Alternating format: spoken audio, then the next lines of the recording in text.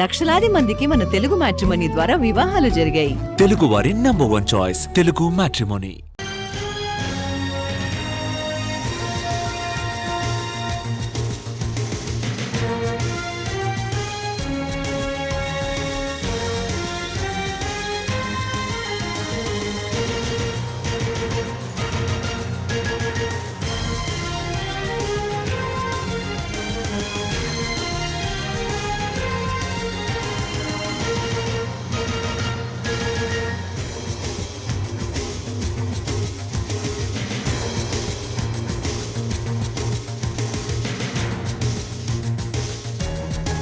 మానవ మృగాలు రెచ్చిపోతున్నాయి. ఒంటరి ఆడది కనిపిస్తే చాలు పీకు తింటున్నాయి.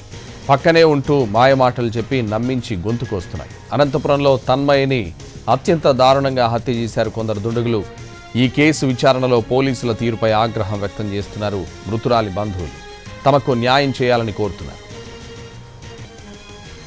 ఇదే విషయానికి సంబంధించి మరింత సమాచారం మా ప్రతినిధి చంద్రశేఖర్ ఫోన్ లైన్ అందిస్తారు. చంద్రశేఖర్. సంతోష్, అనంతపురం జిల్లాలో జరిగిన సంఘటన మాటలకు అందనది.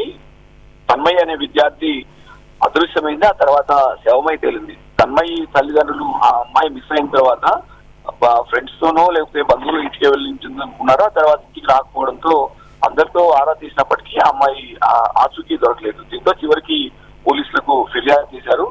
పోలీసులు మిస్సింగ్ కేసు నమోదు చేశారు. అయితే తాజాగా అక్కడ అనంతపురం సమీపంలో అంటే పూడేరు రూరల్ సర్కిల్ కి వస్తుంది. ఆ పరిధిలో ఒక కార్పొరేట్ స్కూల్ సమీపంలో నిర్జన ప్రదేశంలో తన్మయి మృతదేహాన్ని గుర్తించారు. అది పూర్తిగా అంటే బీరు బాటిల్తో తలపై ఓది తల పగలు కొట్టి చంపినట్టు కనిపిస్తోంది. దాంతో పాటు మృతదేహాన్ని కాల్చినట్టు కూడా అనుమానాలు వ్యక్తమవుతున్నాయి. మరోవైపు మృతదేహం కాల్చలేదు, అది డీకంపోజ్ అయింది, అలా కనిపిస్తుందన్న వాదన కూడా వినిపిస్తోంది. అయితే ఆ అమ్మాయిని అక్కడే హత్య చేశారా లేకపోతే చంపేసి అక్కడ తీసుకెళ్లి పడేశారా అనేది తేలాల్సి ఉంది. ఆ ప్రదేశం అంతా కూడా సాధారణంగా ఎవరు మనుషులు తిరిగే ప్రదేశం కాదు. ఇప్పుడు స్కూల్ హాలిడేస్ కావడంతో అక్కడ విద్యార్థుల సంచారం కూడా లేదు.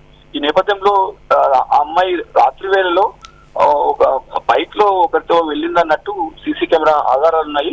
అయితే అమ్మాయి డ్రెస్ ఆధారంగా అమ్మాయిని గుర్తిస్తున్నారు. ఆ సీసీ కెమెరా ఫుటేజీ కూడా అస్పష్టంగా ఉంది, అంటే క్లారిటీ లేదు ఎవరితో వెళ్ళింది అనేది.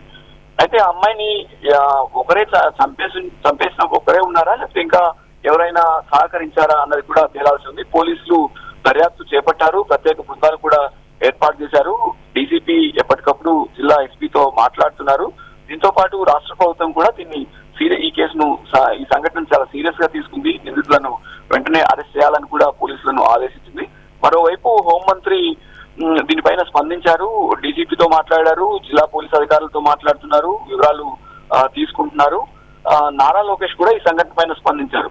నిందితులు ఎవరైనా సరే వారిని కఠినంగా శిక్షించాలని ఆదేశించారు. అయితే ఈ సంఘటన నేపథ్యంలో తల్లిదండ్రుల రెస్పాన్స్ అంటే తన్మయి పేరెంట్స్ రెస్పాన్స్ అనేది పోలీసుల వైపు అంటే ఆరోపిస్తున్నారు.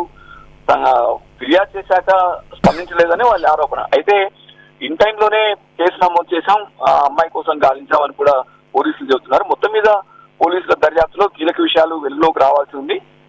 తన్మయికి 3 స్నేహితులు ఉన్నారనే ప్రచారం జరుగుతోంది. అయితే ఆ 3 స్నేహితుల్లో ఎవరనేది కూడా కొందరు అదుపులోకి తీసుకొని విచారిస్తున్నారు.